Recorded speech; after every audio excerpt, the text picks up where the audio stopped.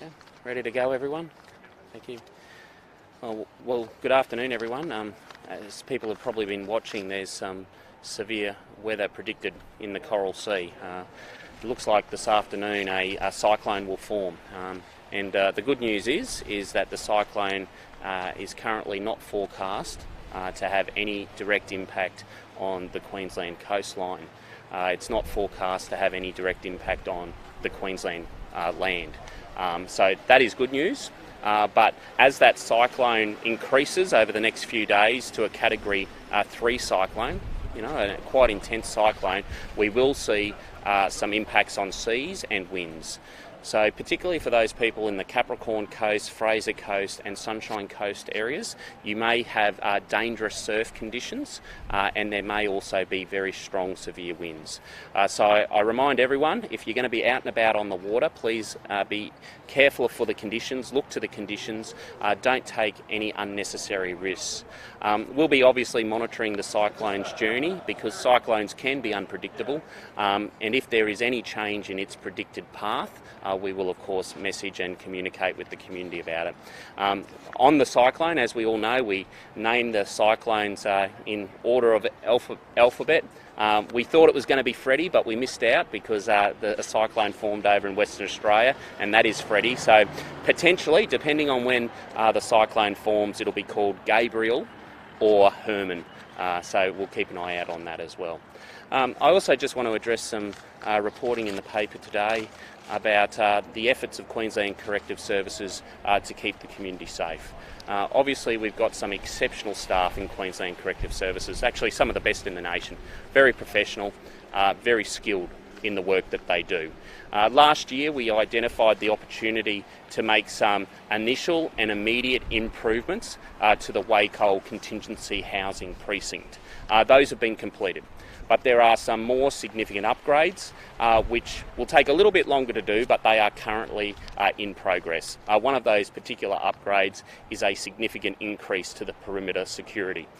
So that is in the final stages of being procured, and once procured and installed, that will significantly increase the security at that Wacol precinct. But once again, I wanted to commend Queensland Corrective Services, exceptional people working very hard with very complicated individuals with complex behaviours.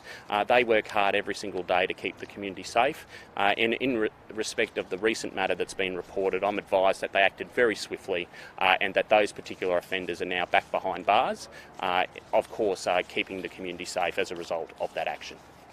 Any questions? Oh.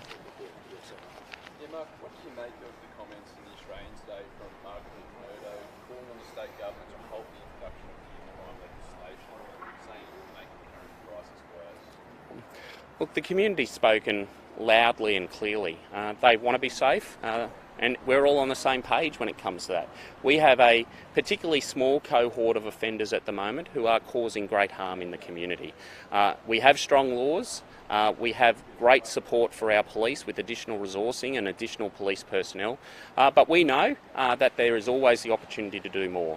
So just before the end of last year, the Premier announced additional measures that the government will put in place, tightening laws, increasing penalties and supporting more resourcing for police.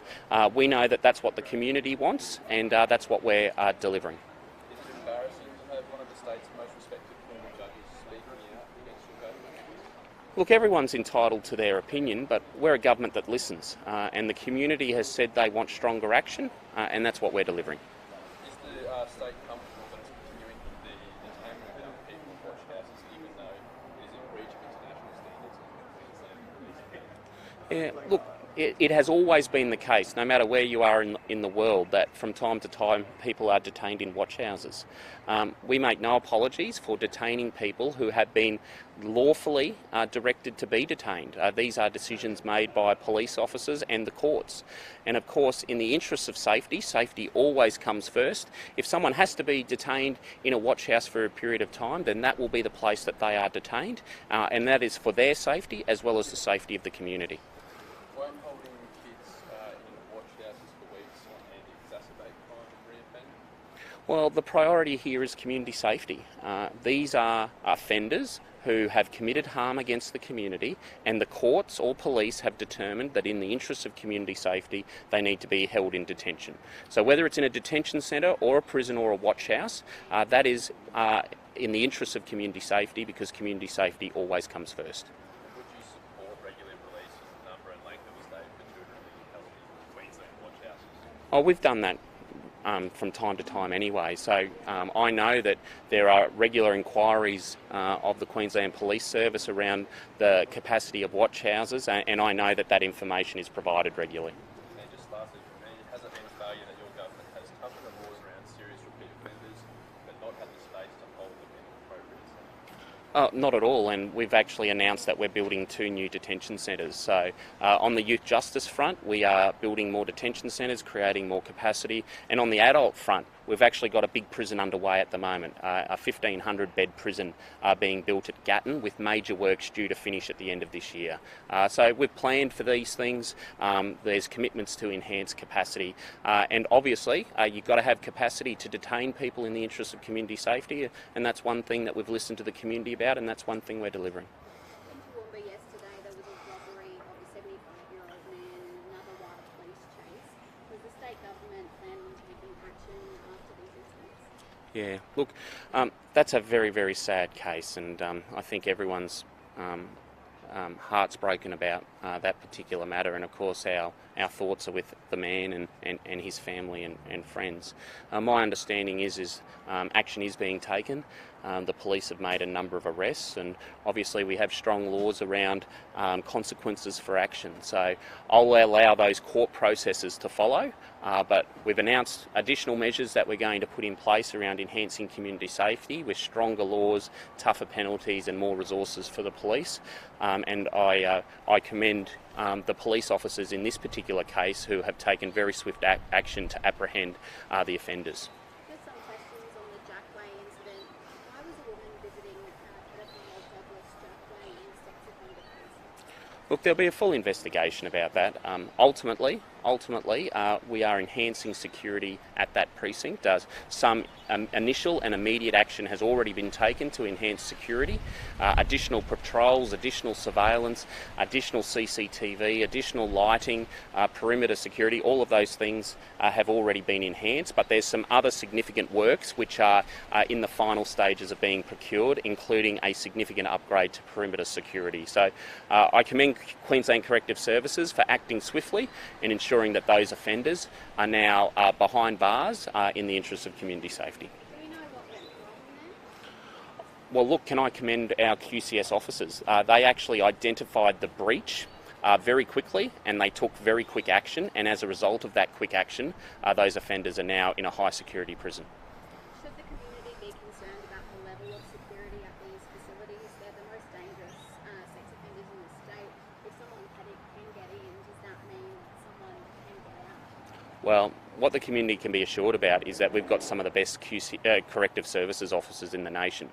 They act swiftly, they are professional, they have significant skills. We're investing in further security at the precinct. It's in the final stages of procurement, and we'll always back the good work of corrective services officers, because ultimately every action they take helps keep the community safe. Just some questions from our Brisbane crew. Why was the Housing Minister not available for an interview today? Oh, well, you know, ministers stand up every single day. 2 ministers are standing up today. We're happy to take any questions, but also ministerial officers and media advisors can take answers from any journalist at any time and get written responses as required. So everyone's always available to answer questions. What measures have been implemented since the Housing Summit to alleviate the housing crisis? Oh, well, we've seen just reporting today around the student accommodation coming online, being converted from the Griffith University student accommodation to now accommodation that can support people for emergency and urgent housing. So that's one particular action that's just being reported on today. We're seeing projects right across the state being started from a social housing point of view, and there's more partnership work being done with housing providers and developers around freeing up housing stock and expanding the housing stock to make it available for people in need. Back on the Jackway incident, how many staff were patrolling the precinct at the time of this Oh, look, we'll obviously have a look at everything like, around the operations in that particular instance. The Queensland Corrective Services Commissioner is standing up for an interview this afternoon, so he'll have all that operational detail. But we've increased resourcing at that precinct, so there's more patrols, there's more people on site, and there's actually a stronger partnership with the Queensland Police Service where joint operations happen quite regularly. People can be assured that we have very good corrective services officers who work very hard to manage these offenders with complex needs. And in this particular case, they identified the breach, they took action, and these offenders are back behind bars before they could cause any harm to the community. So I commend them for that. They potentially disrupted criminal offending from happening, and aren't we fortunate here in Queensland to have such skilled professionals looking after us and keeping our community safe. How has this been able to happen again so soon after another serious break? Look, we'll obviously look at all of the dynamics involved here, but Queensland Corrective Services has taken action already. They have increased security. They are procuring right now additional security measures. Patrols have increased, the personnel presence has increased. People can be assured that we have very professional, skilled corrective services workers out there keeping the community safe and holding these offenders accountable for their actions. Finally, where are we at with the review and why weren't measures put in place urgently? Well, the measures were put in place urgently. So I just mentioned before that the interim urgent works have already been implemented, have already been completed. Perimeter security improved, CCTV, lighting, additional personnel, all of that's already been done. There's additional, more significant works that will take a little bit of time to do, but that process is now in the final stages of procurement. Thanks, Okay, everyone. thank you, Might thank you. take a Thank you. little break. We'll come back to the others. Thanks, everyone. Thank you, mate. Turn the mic on. Leave it on. Hey, it's Lucy in Hervey Bay. I'm just coming in on 2 for